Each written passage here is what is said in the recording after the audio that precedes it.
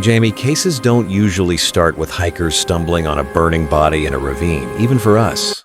The Isdal Woman is like straight out of a noir film. November 70, remote Norway, and boom, total mystery. It's wild, right? The hikers just smelled smoke, and suddenly they're staring at what must have been a crime scene set up to erase someone entirely. The police show up, and it's clear this wasn't just murder, this was a wipeout job. It's almost like whoever did it wanted her to vanish from history, not just off the map. And the honest part is, the strangeness only ramps up from there. Totally.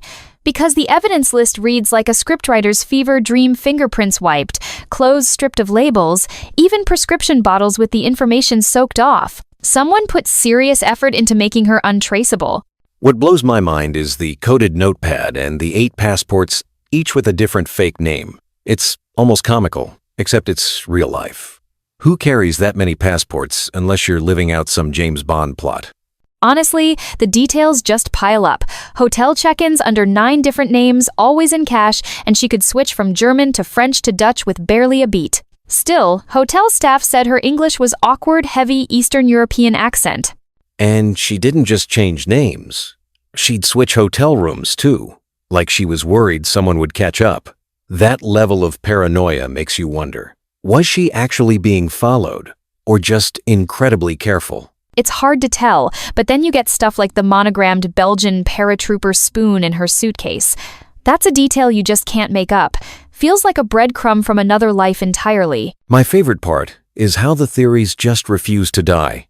One day she's KGB, the next she's Mossad, then maybe a high-end escort or a smuggler. People love that Cold War angle Norway testing secret missiles. Shadowy figures everywhere. Those maps with circles around NATO test sites? That's such classic espionage bait. But then again, it could just as easily be someone running from an abusive past, right? Sometimes the wildest explanations aren't the truth. That's the thing. The simple theory, just a desperate woman hiding from someone dangerous, almost feels too simple when you line it up against all the cloak and dagger stuff. But we can't ignore how thorough she was. From fake identities to coded notes, she covered her tracks at every turn. It's like she expected to be hunted, whatever her story. Fast forward to the 21st century, and Norwegian police start throwing science at the mystery. Isotopic analysis of her teeth and jawbone. This is CSI stuff, decades before CSI was even a thing. Yeah, and it actually paints part of her journey. Born around 1930 near the French-German border, then moving through Eastern Europe, maybe even Serbia or Northern Italy. But after all that work, still no name. And then the DNA. They exhumed her again in 2019, built a full genetic profile, ran it against every database in Europe. It's almost sci-fi, yet not a single match, not even a distant cousin. That's what gets me too. 50 years, not one family member missing her, no one claiming her. It's like she erased herself long before her body was found. You know what still haunts me? That witness, a hiker who saw her terrified, glancing over her shoulder, with 2 men in dark coats trailing her. The police just shrugged and called it imagination.